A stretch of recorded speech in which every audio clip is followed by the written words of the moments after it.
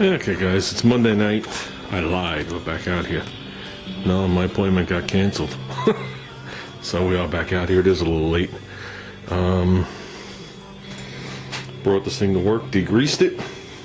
Actually degreased it like pretty quickly, almost instantly. I came home, I Roleoxed it. Most of it, not all of it. And hit it with etch.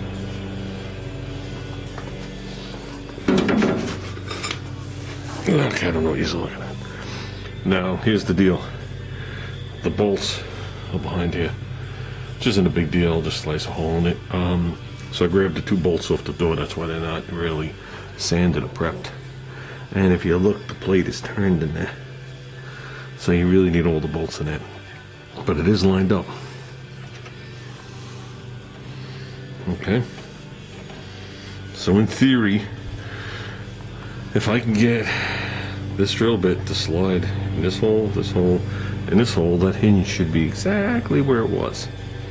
The reason I did so many was because they float independent. Now on the door we have 1, 2, 3. And now I can leave this hinge on the door when I paint the car. But I'd rather do it this way, because I'd rather hang the door to this hinge. Oh, there you go.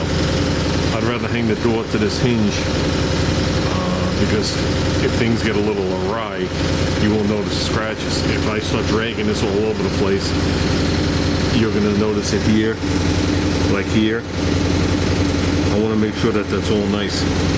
I'll go in there with a small gun. I'll get all the little crevices before we start. I'll blow stuff in there. So, like I said, I don't know why I'm spending so much time in the door jam. I guess I just want it to look nice every time he opens the door to get in. You know, like I said, we're not looking for perfect. But, you know, I just hate when it's all globbed in and it looks like shit in there. You know what I mean? Like, you're never going to get rid of the wrinkles of the metal, and obviously all the wrinkles in here and all the crap in here we still got to clean. But,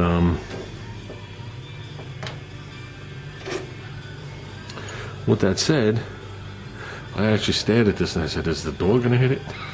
Like an idiot. Of course the door's not going to hit it. So, I'm going to hit it. The reason I'm doing this is I want to situate this hinge done and complete to stay on the car. So I still got the striker on. I want to pull this off. Okay, so the only way to do this is to rehang the door and make sure it is exact. And I'm going to do that by using the pins or drill bits. And if it works out just right, we will leave this hinge just the way it is. I will pull the striker off and we'll move on. Because then when it's time to put the door back on, it'll just be a matter of lining it this way and up and down a little bit. You know what I'm saying? They won't have it tilt this way and all sorts of things. So they go into this body line, that body line. You know what I mean? So I think it's a lot easier to line it here. So, and I will say one thing. I watched somebody wrestle with doors for a while, over and over and over and over and over again. And the bottom line is, guys, if you got all sorts of stupid play in your hinges, the doors are just going to kick your ass. There is no magic when they put these doors on from the factory, except for the fact that the hinges were tight. Okay? A little bit here, 1/16 here, could be a half an inch back there. And people just don't get it. And they leave the slop in there and they keep dicking with it here. And then when they're done, it drops again. Then they dick with it some more here and it drops. So they dick with it here and it's too high. You got to get the play out. So, these don't have any play in them. I mean, you guys know the fronts are good. So,